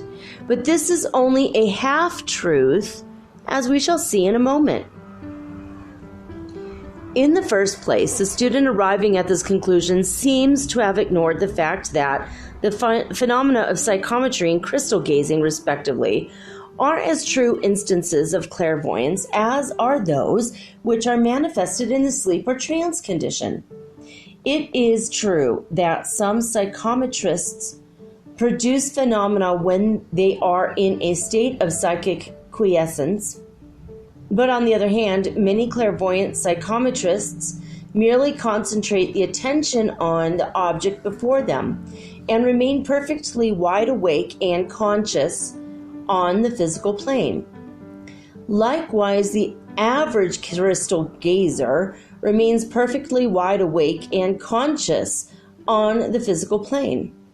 When the student takes these facts into consideration, he begins to see that the trance condition and similar psychic states are simply particular methods of inducing the en rapport condition for the clairvoyant, and are not inseparably bound with the phenomena of clairvoyance. As the student progresses, moreover, he will see that even in the case of clairvoyant reverie, the third method of inducing the astral en rapport condition, the clairvoyant does not always lose consciousness. In the case of many advanced and exceptionally well-developed clairvoyants, no trance or sleep condition is induced. In such cases, a clairvoyant merely shuts out the world of sights, sounds, and thoughts by an effort of trained will, and then concentrates steadily on the phenomena of the astral plane.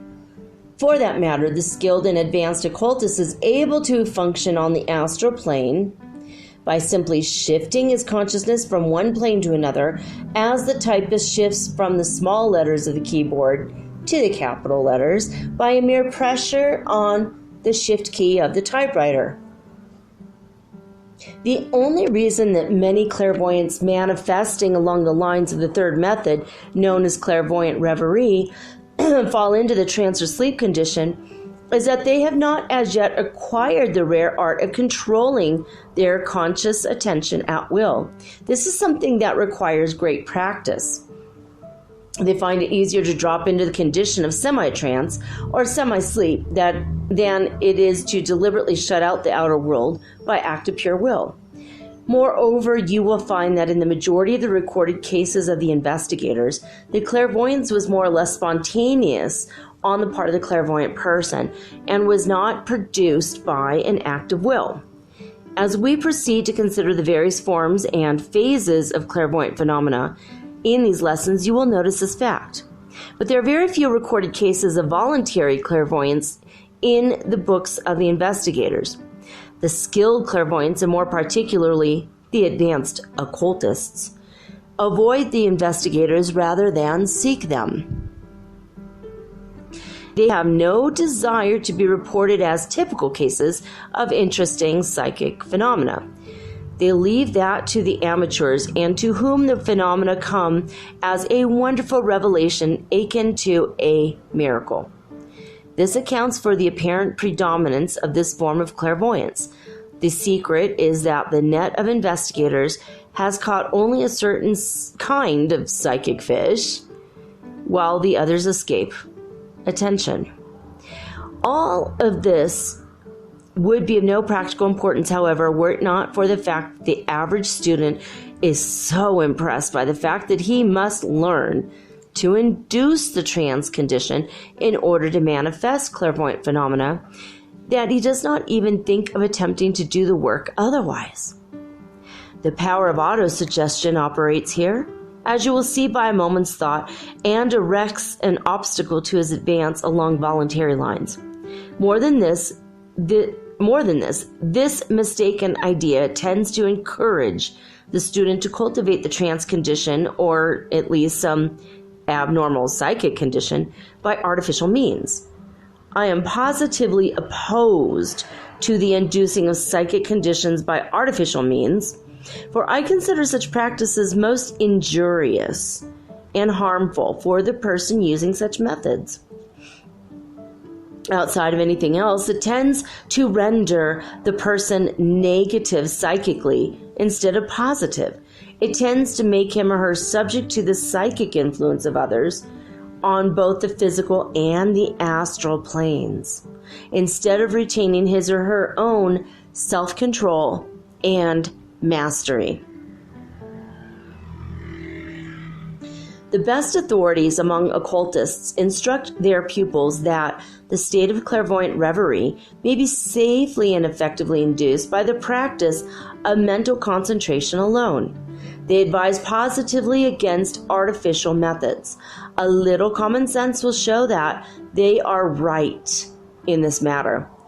All that's needed is that the consciousness shall be focused to a point, become one-pointed, as the Hindu yogis say.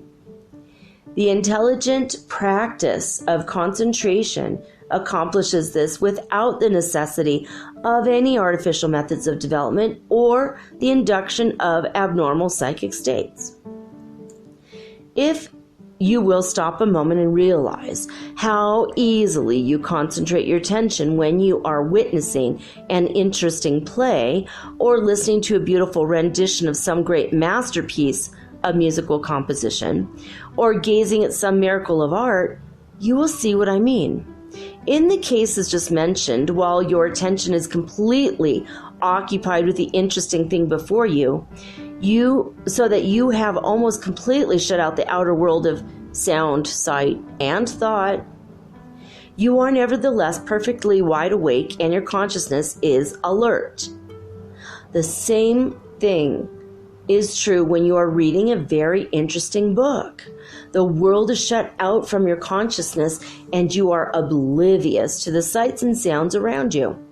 At the risk of being considered flippant, I would remind you of the common spectacle of two lovers so wrapped up in each other's company that they forget there's a smiling world of people around them. Time and space are forgotten to the two lovers. To them, there's only one world, but with two persons in it. Again, how often have you fallen into what is known as a brown study or a daydream, in which you have been so occupied with the thoughts and fancies floating through your mind that you forgot all else? Well then, this will give you a common sense idea of the state that the occultists teach may be induced in order to enter into the state of en rapport with the astral plane, the state in which clairvoyance is possible. Whether you are seeking clairvoyance by the method of psychometry or by crystal gazing or by clairvoyant reverie, this will give you the key to the state. It is a perfectly natural state, nothing abnormal about it, you will notice. To some who may think that I am laying too much stress on the undesirability of artificial methods of inducing the clairvoyant condition, I would say that they are probably not aware of the erroneous and often harmful teachings on the subject that are being promulgated by ignorant or misinformed teachers. A little learning is a dangerous thing. In many cases, it may surprise some of my students to learn that some of this class of teachers are instructing their pupils to practice methods of self-hypnosis by gazing steadily at a bright object until they fall unconscious, or by gazing cross-eyed at the tip of the nose or at an object held between the eyebrows. These are familiar methods in certain schools of hypnotism and result in producing a state of artificial hypnosis more or less deep. Such a state is most undesirable not only by reason of its immediate effects, but also by reason of the fact that it often results in a condition of abnormal sensitiveness to the will of others and even to the thoughts and feelings of others on both the astral planes and physical planes of life. I emphatically warn my students against any such practices or anything resembling them. While I dislike to dwell on the subject, I feel that I should call the attention of my students to the fact that certain teachers seek to produce the abnormal psychic condition by means of exhausting breathing exercises, which makes a person feel dizzy and sleepy. This is all wrong. While rhythmic breathing exercises have a certain value in psychic phenomenon and are harmless when properly practiced, nevertheless, oops, I lost my place. I looked up for a minute and the almost full moon is really weird looking. That's why when I said this is all wrong, I looked up and saw it. I'm like, oh, it's so weird. The sky is very eerie right now. Okay, very October eerie. Where the heck was I?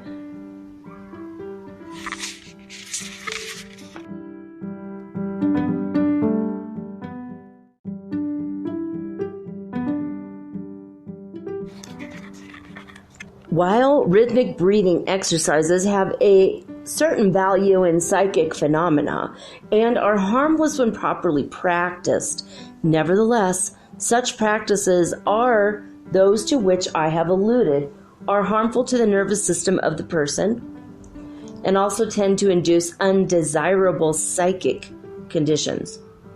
Again, some teachers have sought to have their students hold their breath for comparatively long periods of time in order to bring about the abnormal psychic states. The slightest knowledge of physiology informs one that such a practice must be harmful. Of course. It causes the blood to become thick and impure and deficient in oxygen. It certainly will produce a kind of drowsiness for the same reason that impure air in a room will do the same thing. In both cases, the bloodstream is poisoned and made impure. The purpose of rational and normal breathing is to obviate just this thing, so these teachers are reversing a natural law of the body in order to produce an abnormal psychic state. With all the energy in me, I caution you against this kind of thing. Along the same line, I protest and warn you against the practices advised by certain teachers of psychic development, quote unquote, who seek to have their pupils induce abnormal physical and psychic conditions by means of drugs, odor of certain chemicals, gases, etc. Such practices, as all true occultists know, belong to the clans of the black magicians or devil worshippers of the savage races. Wow, that sounds a bit off, doesn't it? Okay, just moving right along. Sorry about that, guys. This is like 109 years old. They have no place in true occult teachings. Common sense alone should warn persons away from such things, but it seems to fail some of them. I assert without fear of intelligent contradiction that no true occultist ever countenances any such practices as these. All the true teachers are vigorous in their denunciation of such false teachings and harmful practices. In the same category, I place the methods which are taught by certain persons, namely that of inducing abnormal physical and psychic condition, of giddiness and haziness by means of whirling around in a circle until one drops from giddiness, or until one feels queer in the head. Oh my. Oh God, this book is a riot. Probably shouldn't be using that word this week. This is a revival of the practices of certain fanatics in Persia and India who perform it as a religious rite until they fall into what they consider a holy sleep, but which is nothing more than an abnormal, unhealthful physical and psychic condition. Such practices are a downward step, not an upward one. It seems a pity that the necessity has risen for such warnings as these, but my duty, as I see it, is very plain. Those to whom all are attempted to develop in this way, I say positively, don't! It was in big letters. I had to scream. Sorry. To my immediate karma. I take a sip of my coffee here. All right. The scientific, rational way to develop the astral senses is to first acquire the art of concentrating. Bear in mind that in concentration, the person, while shutting out the impressions of the outside world in general, nevertheless focuses and concentrates his attention upon the one matter before him. This is quite a different thing from making oneself sensitive to every current of thought and feeling that may be in the psychic atmosphere. True concentration renders one positive, while the other methods render one negative. Contrary to the common opinion, psychic concentration is a positive state, not a negative, an active state, not a passive one. The person who is able to concentrate strongly is a master, while one who opens himself to control, either physical or astral, is more or less of a slave to other minds. The student who will begin by experimenting along the lines of contact mind reading, and who then advances along the lines of true telepathy, as explained in the earlier chapters of this book, will have made a good start and considerable progress along the road to clairvoyant development. The rest will be largely a matter of exercise and practice. He will be aided by practicing concentration along the general lines of the best occult teaching. Such practice may consist of concentration upon almost any physical object, keeping the thing well before the mind and attention. Do not tire the attention by practicing too long at one time. The following general rules will help you in developing your concentration. Number 1, the attention attaches more readily to interesting rather than uninteresting things. Therefore, select some interesting thing to study and analyze by concentrated thought. 2, the attention will decline in strength unless there is a variation in the stimulus. Therefore, keep up the power of concentration by either changing the subject you are observing, or else by discovering some new properties, qualities, or attributes in it. Number 3, the things you wish to shut out of consciousness can best be shut out by your concentration upon some other thing. The attention can dwell only upon one thing at a time if focused upon that one thing. Number 4, the power of applying your attention, steady and undissipated, to a single object is a mark of strong will and superior mental discipline. Weak minds cannot do this. Therefore, in cultivating concentrated attention, you are really strengthening your mind and will. Number 5, to develop concentrated attention, you must learn to analyze the thing upon which you are bestowing concentrated attention. Therefore, proceed by selecting an object and analyzing it by concentrated attention, taking one part after another, one by one, until you have analyzed and mastered the whole object. Give it the same attention that the lover gives his loved one, the musician his favorite composition, the artist his favorite work of art, and the book lover his favorite book.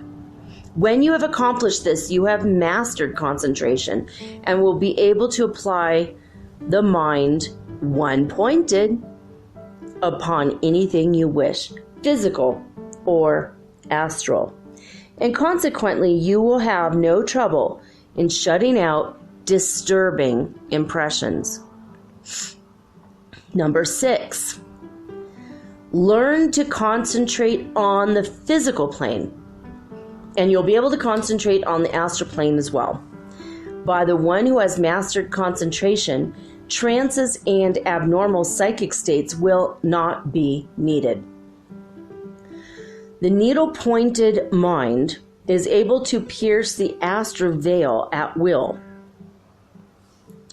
while the blunted, pointed mind is resisted and defeated by the astral envelope, which, while thin, is very tough and unyielding. A well-known authority on psychic development has well said, occasional flashes of clairvoyance sometimes come to the highly cultured and spiritual-minded man, even though he may never have heard of the possibility of training such a faculty. In his case, such glimpses usually signify that he is approaching that stage in his evolution when these powers will naturally begin to manifest themselves. Their appearance should serve as an additional stimulus to him to strive to maintain that high standard of moral purity and mental balance without which clairvoyance is a curse and not a blessing to its possessor. Between those who are entirely unimpressionable and those who are in full possession of clairvoyant power, there are intermediate stages. Students often ask how this clairvoyant faculty will first be manifested in themselves, how they may know when they've reached the stage at which its first faint foreshadowings are beginning to be visible. Cases differ so widely that it is impossible to give this question any answer that would be universally applicable. Some people begin by a plunge, as it were, and under some unusual stimulus become able just for once to see some striking vision. And very often in such a case, because the experience does not repeat itself, the seer comes in time to believe that on occasion he must have been the victim of hallucination. Others begin by becoming intermittently conscious of the brilliant colors and vibrations of the human aura. Yet others find themselves with increasing frequency seeing and hearing something to which those around them are blind and deaf. Others again see faces, landscapes, or colored clouds floating before their eyes in the dark before they sink to rest, while perhaps the commonest experience of all is that of those who begin to recollect with greater and greater clearness what they've seen and heard on other planes during sleep. The authority in question gives the following excellent advice regarding the subject of the development of clairvoyant power and astral visioning. Now the fact is that there are many methods by which may be developed, but only one which can be at all safely recommended for general use, that of which we shall speak last of all. Among the less advanced nations of the world, the clairvoyant state has been produced in various objectionable ways. Among some of the non-Aryan tribes of India, by the use of intoxicating drugs or inhaling of stupefying fumes. Among the dervishes, by whirling in a mad dance of religious fervor until vertigo and insensibility supervene. Among the followers of the abominable practices of the voodoo cult, by frightful sacrifices and loathsome rites of black magic. Methods such as these are not happily in vogue of our own, he says race, we're all one race, dude. It's very old. Sorry about that. Yet, even among us, large numbers of dabblers in this ancient art adopt some plan of self-hypnotization, such as gazing as a bright spot or repetition of some formula until a condition of semi-stupefaction is produced. While yet another school among them would endeavor to arrive at similar results by the use of some of the Indian systems of regulation of the breath. All these methods are unequivocally to be condemned as quite unsafe for the practice of the ordinary man who's no idea of what he's doing, who is simply making vague experiments in an unknown world. Even the method of obtaining clairvoyance by allowing oneself to be mesmerized by another person is one from which I should myself shrink with the most decided distaste. And assuredly, it should never be attempted except under conditions of absolute trust and affection between the magnetizer and the magnetized, and a perfection of purity in heart and soul, in mind and intention, such as is rarely to be seen among any but the greatest of saints. Yet there is one practice which is advised by all religions alike, which, if adopted carefully and reverently, can do no harm to any human being, yet from which a very pure type of clairvoyance has sometimes been developed, and that is the practice of meditation. Let a man choose a certain time every day, a time when he can rely upon being quiet and undisturbed, though preferably in the daytime rather than at night, and set himself at that time to keep his mind for a few minutes entirely free from all earthly thoughts of any kind whatever, And when that's achieved, to direct the whole force of his being toward the highest ideal that he happens to know. He will find that to gain such perfect control of thought is enormously more difficult than he supposes, but when he attains it, it cannot be but in every way most beneficial to him. And as he grows more and more able to elevate and concentrate his mind, he may gradually find that the new worlds are opening before his sight. As a preliminary training toward the satisfactory achievement of such meditation, he will find it desirable to make a practice of concentration in the affairs of daily life, even in the smallest of them. If he writes a letter, let him think of nothing else but that letter until it's finished.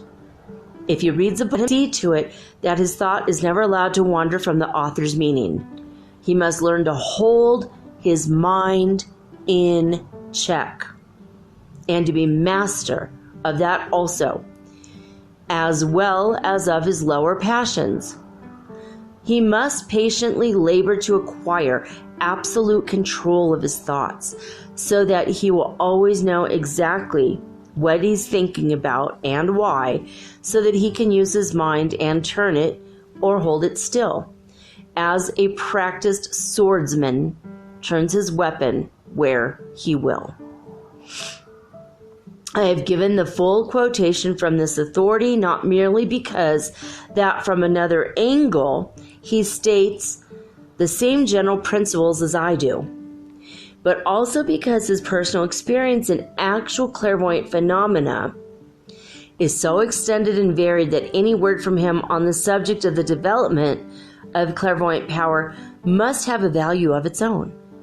While I differ from this authority on some points of detail of theory and practice, nevertheless, I gladly testify to the soundness of his views as above quoted, and pass them on to my students for careful consideration and attention. The student will do well to heed what he has to say and to combine such opinion with what I have uttered in the earlier part of this chapter. There will be found a close agreement in principle and practice. And now, let us pass on to a consideration of the various forms and phases of the clairvoyant phenomena itself. This subject is fascinating, and I'm sure you will enjoy this little excursion into the strange realm of thought regarding the astral phenomena of clairvoyance. But be sure to master each lesson before proceeding to the rest, as otherwise you will have to turn back the leaves of the course in order to pick up some point of teaching that you have neglected. All right, guys, I will be back next week with lesson 9.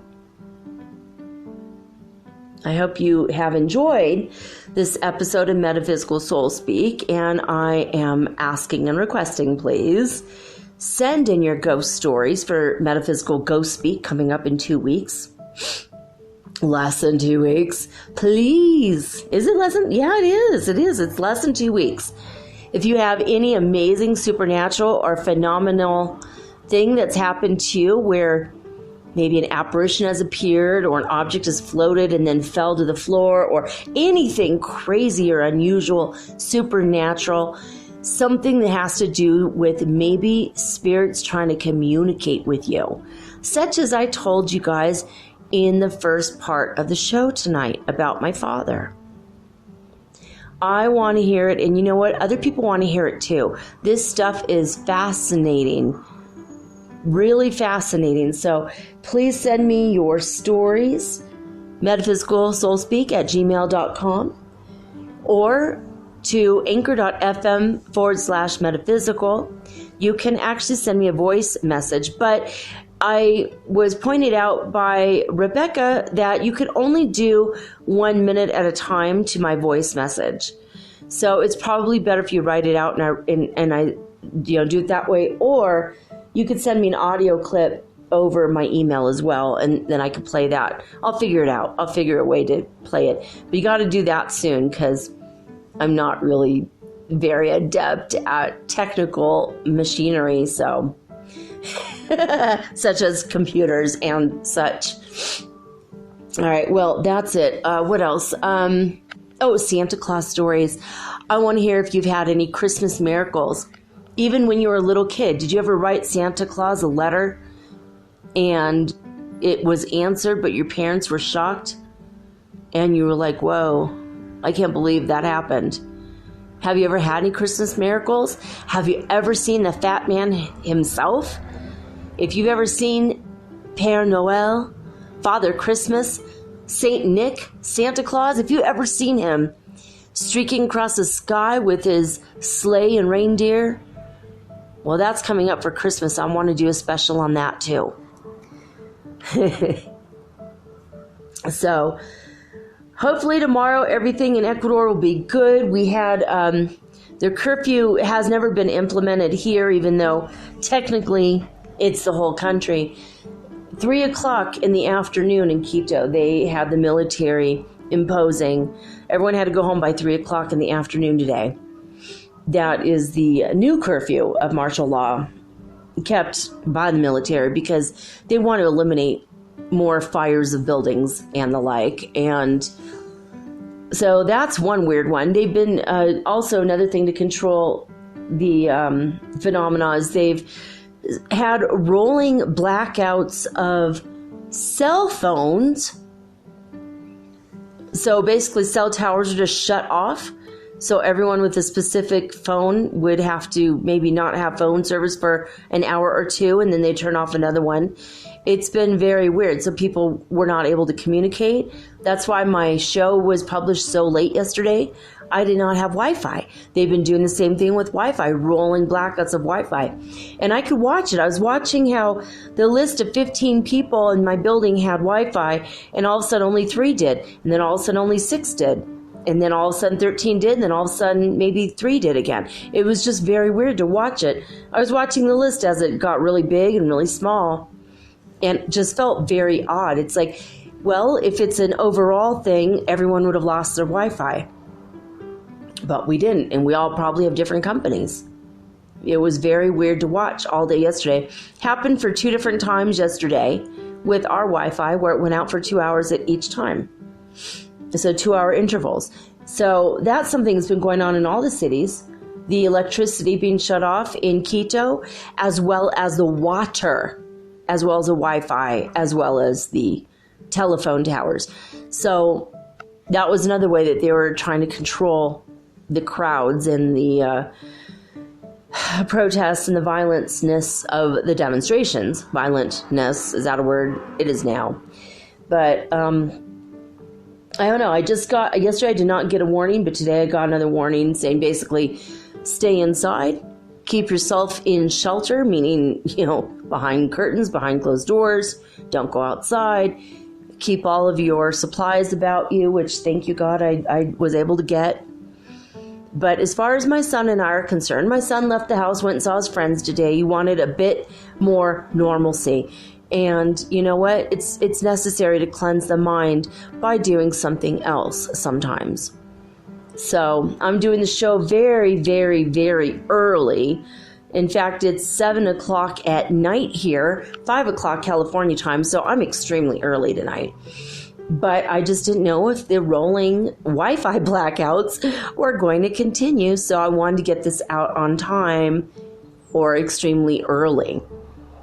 I'm now looking at an almost full moon. Tomorrow's a full moon in some parts of the world, and the 14th in other parts of the world. So tomorrow is the 13th. It's kind of eerie. We're going to have a full moon on the 13th of October. Ooh, 13, death, transformation. A lot of cool associations with the number 13. Triskaidekaphobia, anyone? Don't be afraid. It's just a number of transformation and change. I'll be back tomorrow with all unique and original programming, just like always. God willing and the creeks don't rise, but I think Everything is completely getting back to normal in my town. The roads to the outside of all the towns are still closed, but the Army is slowly but surely taking care of that as the negotiations of peace are ensuing. Thank you guys for all of your prayers for Ecuador. I am so grateful for all of it. I've been praying for Ecuador as well as all the other countries going through times of trouble. If you ever witness anything, if you're ever watching TV and you're watching demonstrations or protests or riots, a good practice that I told my son yesterday is just sit and beam energy of love and light to every single person on the screen, no matter what they're doing, because they're just asleep spiritually. If they're looting or if they're violent or they're doing something they shouldn't be doing, they just are not aware yet. Forgive them, Lord, for they know not what they do. With the energy of forgiveness, you release all anguish inside yourself and you bring a peace that passes all understanding unto you. Well, there you have it, guys. I'm done. I'm signing off for right now. I'm going to go take a shower, and then I'm going to make some food, and I'm going to sit and watch movies for the rest of my Saturday night. Otherwise, I would have had a date tonight, but he couldn't get back from Machala, darn it. My friend was like, we need to go out to eat. I'm like, I know, but, well, we'll wait until he can actually, when the roads are open, he can actually get back. Maybe in the next 2 to 3 days, hopefully. All right, well, that's it for now. Signing off with peace and joy and the high vibes of the holy fifth dimension. Until next time, guys, peace.